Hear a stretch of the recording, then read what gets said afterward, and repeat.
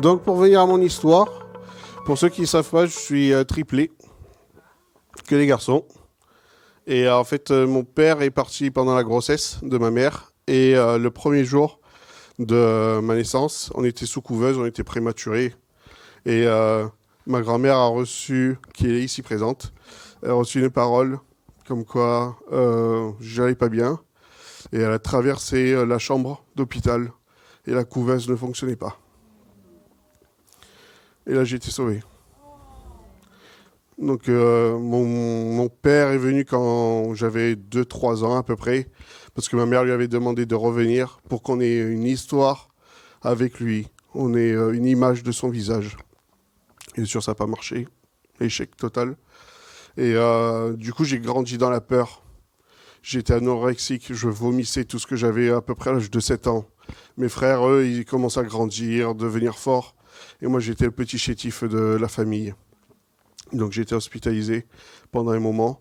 Et grâce à ma grand-mère qui a reçu des enseignements catholiques, j'avais la prière quand ça ne va pas. Il faut prier. Dieu nous dit qu'il faut prier en permanence, mais là déjà j'avais une première étape de prier. Et j'ai été guéri. Du coup j'avais peur de rentrer à la maison quand j'étais à l'école, que mes grands-parents et ma mère ne soient plus là. Parce que mon père m'a abandonné. C'était dur. Et à l'âge de 13 ans, je voulais me suicider. Je suis monté en haut du bâtiment où j'ai grandi. Et j'étais en haut sur le rebord. J'étais prêt à sauter parce qu'il n'y avait aucun but. Et le Seigneur m'a parlé audiblement. C'est pas le plan que j'ai pour toi.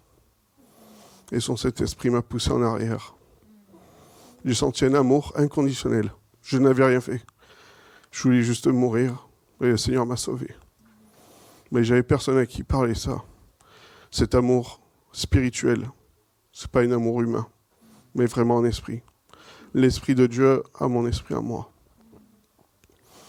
À l'âge de 15 ans, après le lycée, les cours que j'allais travailler en pharmacie. J'étais agent au stock pour me faire des sous. Parce que je voulais pouvoir aller au McDo, aller au cinéma ou m'acheter des fringues comme je voulais. Et de là, j'ai rencontré un gars qui avait tous les habits de hip-hop américain comme on voyait à l'époque, comme Lil Wayne, 50 Cent, toutes les grosses stars américaines. Et j'ai dit, je veux ça. Je veux ça, j'adore le hip-hop, j'ai toujours aimé la culture américaine et anglaise, plus que ma propre culture française. Et j'ai donné une grosse somme d'argent et j'ai dit, je veux que tu me refasses ma garde-robe. Le soir, je suis allé le rencontrer, il m'a donné tous les habits que je voulais. J'étais quand même petit enfant à Noël. Et j'ai dit, ben, je veux faire du fric parce que j'ai pas eu d'argent. Et je veux vendre ces vêtements aussi. Il m'a dit, ben, ramène tes propres euh, clients et de là, tu pourras vendre. Mais tu touches pas mes clients. J'ai dit, ok, c'est honnête. Bien sûr, c'était vendu au marché noir parce que ça venait de New York. Et il avait grandi là-bas, à Harlem. Et ses cousins qui vivaient toujours là-bas envoyaient chaque semaine des valises entières. Et j'ai commencé à augmenter vachement mon niveau de vie. J'étais dans les 2500-3000 euros par semaine. Juste en vendant des fringues au black, net d'impôts. Donc j'ai commencé à sortir en boîte de nuit, au restaurant. J'invitais tout le monde. Comme j'avais pas eu d'amis dans mon enfance, de vrais amis, j'invitais tout le monde. Mais j'achetais en fait leur amitié. Et j'ai commencé à boire, à fumer de l'herbe. Et je dormais très très peu parce que le soir, je vendais les habits et la journée, je travaillais en pharmacie. Je faisais à ce moment-là des études de pharmacie. C'était quand j'avais entre 17 et 22 ans. Et un jour, j'ouvre une des caisses qu'on avait dans un des underground, des caves, pardon. Et j'ai vu des explosifs. J'ai dit, qu'est-ce que c'est ça? Ben, il me dit, mais on est là pour faire la guerre si des gens veulent nous prendre notre business. Donc il y avait des lance-roquettes, des grenades, des dynamites. Et je dis non, je ne veux pas en faire partie. Mais j'étais livreur de médicaments aussi à la pharmacie. Donc je connaissais super bien les rues de Marseille. Et quelques semaines plus tard, je lui dis, je veux être le gars qui délivre. Tu me charges le véhicule, je veux pas savoir ce qu'il y a dedans. Je veux augmenter mon niveau de vie. Jusqu'au jour où on a fait la fête des voisins à Noailles. C'était là, il y avait du barbecue, il y avait tout ce qu'on voulait, de la musique, la danse. Et le gars avec qui j'étais et son organisation, il avait adopté un jeune adolescent parce qu'il avait perdu ses parents pendant un accident de voiture. Donc il s'est fait adopter. Il était alcoolisé ce soir-là. Il a insulté la mère de mon collègue. Ils se sont battus, on les a séparés. Mais mon collègue qui habitait dans la même rue, à Noailles, il est allé récupérer son pistolet. Et pendant que j'étais en train de nettoyer son visage à cet adolescent, il lui a tiré une balle en pleine tête devant moi. C'est la première fois que je voyais quelqu'un utiliser une arme à feu contre un autre humain. J'ai vu des chasseurs tirer sur des oiseaux ou des lapins, mais face à un être humain, c'est une atmosphère vraiment différente. J'ai été pris de peur, j'étais paralysé devant ce corps. Tout le monde a fui. Et là, Dieu m'a dit, ce n'est toujours pas le plan que j'ai prévu pour toi. Je dis, Seigneur, je sais que tu existes, mais je ne veux pas rencontrer ton église. Il y a beaucoup trop de cultes ou d'églises avec des vieilles personnes. Alors je vais attendre que ton église va me rencontrer. J'avais 22 ans. Je rentre à la maison, je vivais chez ma mère. J'envoie un texto au gars qui a tué ce jeune, son fils adoptif. Il dit, il faut qu'on parle demain de ce que tu as fait. Rendez-vous demain telle heure à telle cave et on va avoir la discussion. Je dis, je ne peux plus te faire confiance. Je suis reconnaissant pour tout ce que tu as fait pour moi. Tu m'as protégé parce que j'ai été dans des galères et des conflits.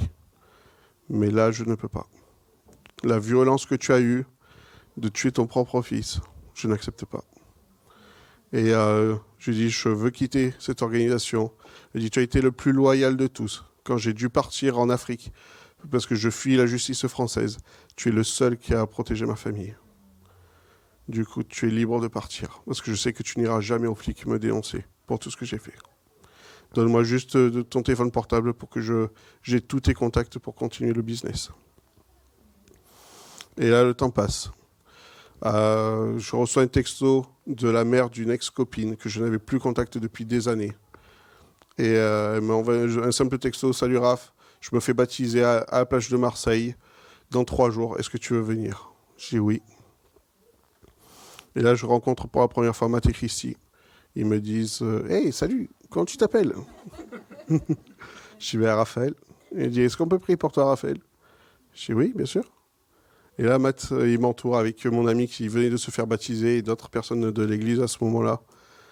Et il commence à prier et il reçoit une parole de connaissance. Et il me dit, tu aimes être à la page de tout dans ta vie. Je dis, qu'est-ce que tu veux dire par ça? Je comprends vraiment pas ce que tu essayes de me dire là. Et là, il me dit, tu aimes avoir les derniers vêtements à la mode, conduire les dernières voitures et être à jour de tout ce qui se passe en détail dans la vie de tes amis. J'ai dit, ouais, c'est moi. Il dit, c'est parce que tu essayes de cacher le manque d'amour que tu as manqué de ton père, parce qu'il est parti pendant la grossesse. Et là, je lui ai dit, comment tu connais ça? Parce que même la fille qui s'est faite baptiser ce jour-là ne savait pas tous ces détails. Et là, Matt me dit, c'est Dieu qui se révèle à toi, aujourd'hui, au travers de moi. Qu'est-ce que tu veux faire de ta vie? Je dis, j'abandonne. J'arrête de me battre par mes propres forces. J'ai fait tellement d'échecs dans ma vie. J'ai foiré mes études. Je n'ai pas d'amis. Avec mes frères, on ne s'entendait pas. C'était le conflit en permanence à la maison. Et j'ai dit, j'abandonne, Seigneur. J'ai besoin de toi. Parce que toute cette peur m'a bouffé toute ma vie. Toute cette colère d'abandon m'a bouffé toute ma vie. Et Matt me dit, viens, on va prier pour cette personne qui est venue au baptême. Elle est handicapée. Elle ne peut pas lever son bras. Je dis, moi, prier? Enfin, je vais te donner ma vie à Jésus, c'est tout nouveau. Oula, qu'est-ce qui se passe? Et je dis, mais je ne sais pas comment prier. Il me dit, dis au nom de Jésus, sois guéri. Et du coup, je pose ma main sur l'épaule de la dame. Et je dis, au nom de Jésus, sois guéri. Et la personne a été guérie. Et là, je dis, Seigneur, c'est l'église que tu m'as envoyée. C'est vraiment, tu as été fidèle, Seigneur. Pendant tout ce parcours, tu as été fidèle, tu étais là et tu m'as protégé de mes erreurs. Des plus grosses erreurs, tu m'as protégé. Tu m'as laissé faire mes erreurs. Parce que tu m'as laissé le choix. Mais les plus grosses où je voulais me foutre en l'air, tu m'as protégé. Du coup, j'ai pardonné et j'ai rencontré Jenny. Voilà. Et Dieu a transformé ma vie. J'ai beaucoup de paix et d'amour. Et je n'ai plus été en vrai conflit comme j'ai été auparavant. Et il y a vraiment un amour de Dieu qui est en moi et que vraiment, j'ai beaucoup plus de facilité à pardonner, à avancer dans la vie. Bien sûr, il y a eu des conflits avec certains membres de l'Église parce que on est d'origines différentes, de cultures différentes. Mais Dieu fait pas à pas nous apprend à vivre les uns avec les autres. Et c'est vraiment une grâce d'être avec Every Nation, une église où vraiment il y a plein de nations, de cultures différentes. Et j'avais jamais quitté la France auparavant. Et depuis que j'ai donné ma vie à Jésus, j'ai reçu l'anglais par la prière. Et j'ai pu être... c'est pas juste. Allez. Et du coup, j'ai pu faire l'école de ministère qui est en anglais. J'ai pu partir dans différents pays. Et Dieu m'a utilisé pour faire du ministère auprès d'étrangers aussi. Et c'est vraiment exceptionnel. Et on a vécu des tempêtes, bien sûr. On a perdu notre fille, à peu près 2 ans. Et on a été entouré par la famille naturelle, mais la famille spirituelle aussi. On a reçu de l'amour pendant tellement longtemps, pendant cette tempête. On a reçu des emails, des messages et des cartes postales d'à travers le monde, même des pays où on n'a pas été. Le corps de Christ internationalement s'est levé. L'église de Marseille est venue à la maison servir ma famille. Et dans cette tempête, il y a eu une réconciliation entre mes frères, qui ne se parlaient plus pendant plus de 12 ans. Dieu tourne le mal en bien. Des fois, on a besoin d'une catastrophe dans notre vie pour réaliser que ce qu'on fait, c'est n'importe quoi. Et je suis reconnaissant qu'on soit passé par là. Parce que je sais où ma fille, elle est avec Dieu. Et je la reverrai. C'est juste un temps de patience. Patience et persévérance. Il nous reste quoi? J'ai 33 ans bientôt. Allez, à tout casser 40 ans. 40 ans de patience pour voir ma fille. Mais le plus important, pour voir Jésus. Parce que c'est lui le chemin, la vie, la vérité. C'est lui le plus important, c'est pas ma fille. Ma fille, je l'aime, mais c'est la fille de Dieu avant que ce soit ma propre fille. Comme ma femme, c'est la fille de Dieu avant que ce soit ma femme. Et chacun de vous, vous êtes des enfants de Dieu.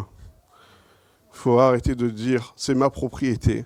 Non, on est juste des intendants, mais c'est des propriétés de Dieu.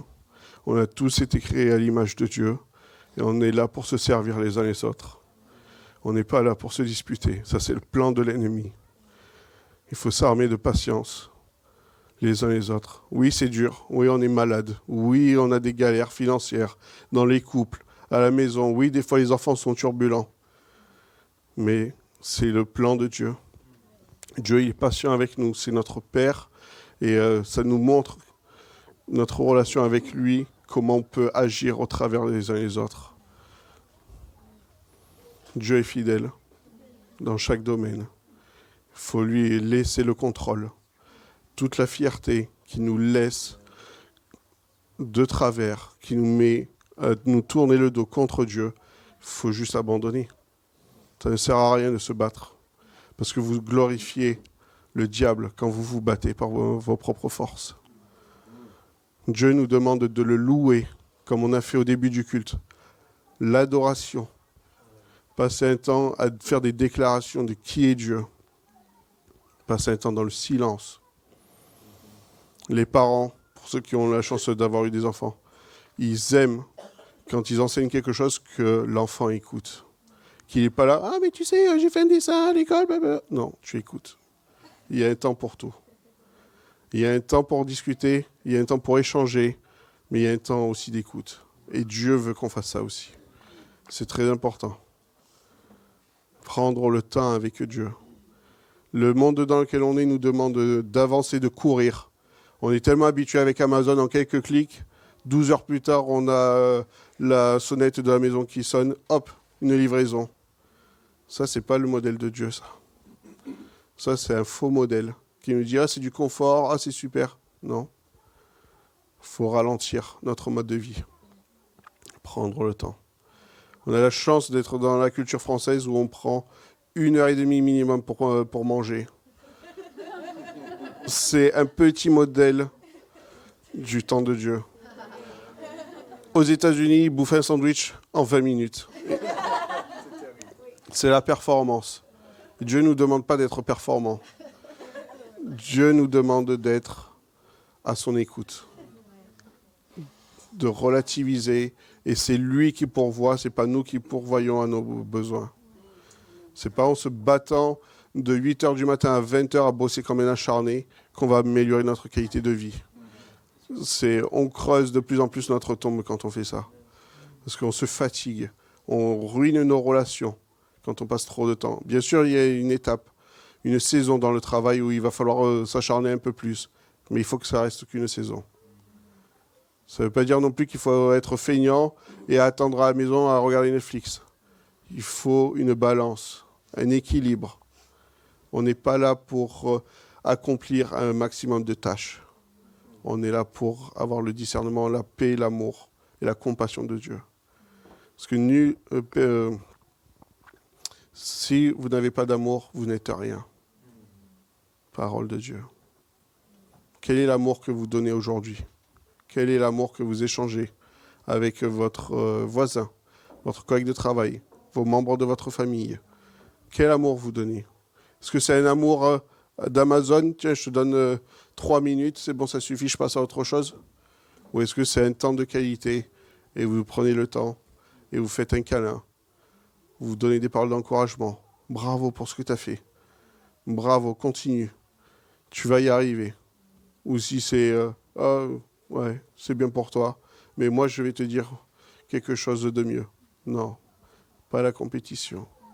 On est tous au même niveau, peu importe le statut social, ou l'intelligence, ou la beauté. Dieu nous a tous créés à son image, point. Faites-lui confiance. Amen.